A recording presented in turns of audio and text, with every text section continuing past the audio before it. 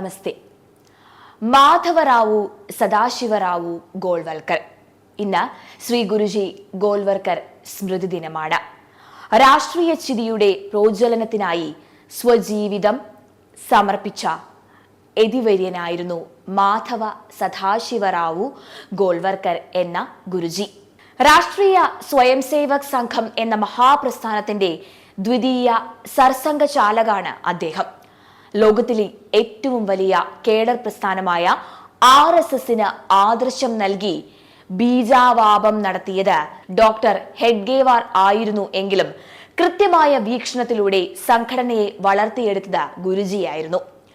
ദേശഭക്തിയുടെ അമൃതവാണി മുഴക്കി ജനതയെ ജനാർദ്ദന ഭാവത്തിൽ കണ്ട് രാഷ്ട്രസേവനം നടത്താൻ ജനലക്ഷങ്ങൾക്ക് പ്രചോദനമേകിയ കർമ്മയോഗി.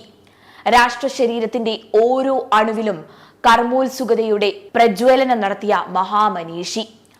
അനുയായികൾക്കിടയിൽ ഇദ്ദേഹം പരംപൂജനീയ ഗുരുജി എന്ന് അറിയപ്പെട്ടിരുന്നു.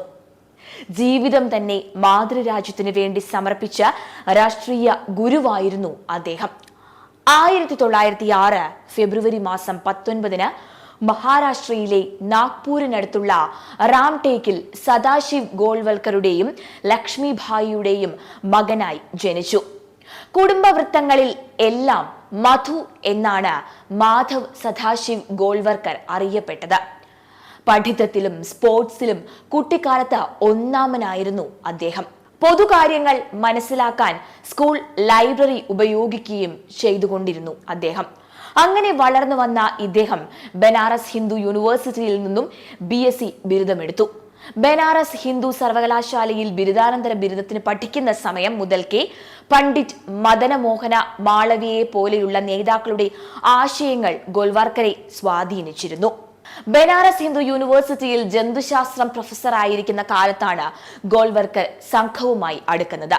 പിന്നീട് സാരംഗാച്ചിയിൽ അഖണ്ഡാനന്ദ സ്വാമികളിൽ നിന്ന് സന്യാസ ദീക്ഷ സ്വീകരിച്ചു എങ്കിലും തന്റെ കർമ്മമണ്ഡലം രാഷ്ട്ര സേവനമാണ് എന്ന് തിരിച്ചറിഞ്ഞ് അദ്ദേഹം മടങ്ങിയെത്തുകയായിരുന്നു.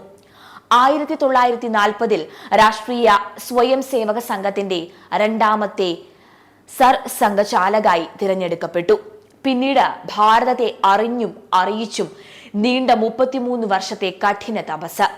രാഷ്ട്ര മാധവനിലൂടെ കേശവനെ അറിയുകയായിരുന്നു.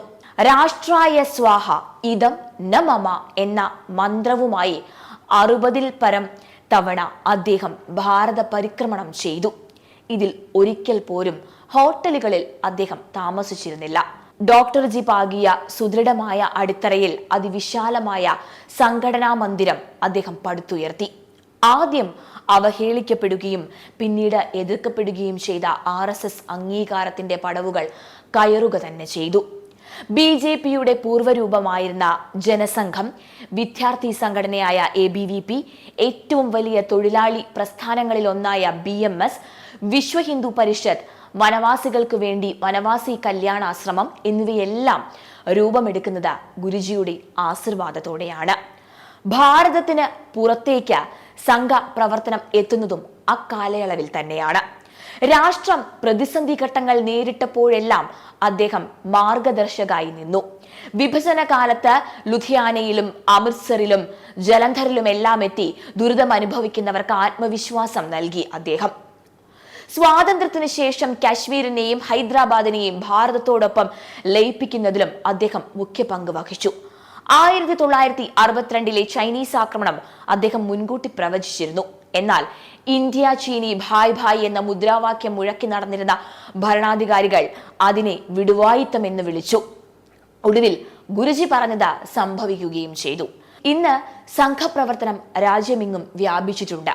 അതിന്റെ പേര് ലോകമെങ്ങും മുഴങ്ങുന്നുമുണ്ട്. ആ വികാസത്തിന്റെ പ്രധാന ഉത്തരവാദിത്വം ശ്രീ ഗുരുജിയുടെ നേതൃത്വത്തിന് തന്നെയാണ്. ത്യാഗമയവും തപസ്യാമയവുമായിരുന്നു അദ്ദേഹത്തിന്റെ ആ ജീവിതം. അദ്ദേഹം ബുദ്ധിമാനും ആധ്യാത്മിക ജ്ഞാനിയും വ്യാവഹാരിക കാര്യങ്ങളിൽ നല്ല അറിവുള്ള ആളുമായിരുന്നു. മൗലിക ചിന്തകനും വശ്യവചസായ പ്രഭാഷകനുമായിരുന്നു ഗുരുജി. ഉറച്ച ആദർശവാദിയാണെങ്കിലും സംഭാഷണത്തിലും പെരുമാറ്റത്തിലും അതിമൃദുല സ്വഭാവിയും വിനമ്രശീലനുമായിരുന്നു അദ്ദേഹം.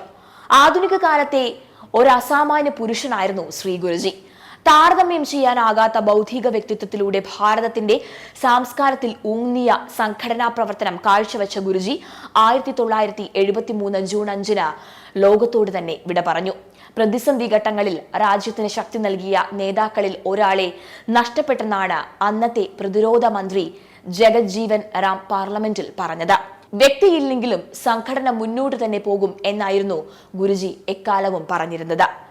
വ്യക്തിക്കതീതമായി രാഷ്ട്രത്തെ മാത്രം മനസ്സിൽ ഉറപ്പിച്ച് മുന്നോട്ടു പോകാൻ സംഘത്തിന് കഴിയുന്നതും ഇന്ന് അതുകൊണ്ട് തന്നെയാണ്.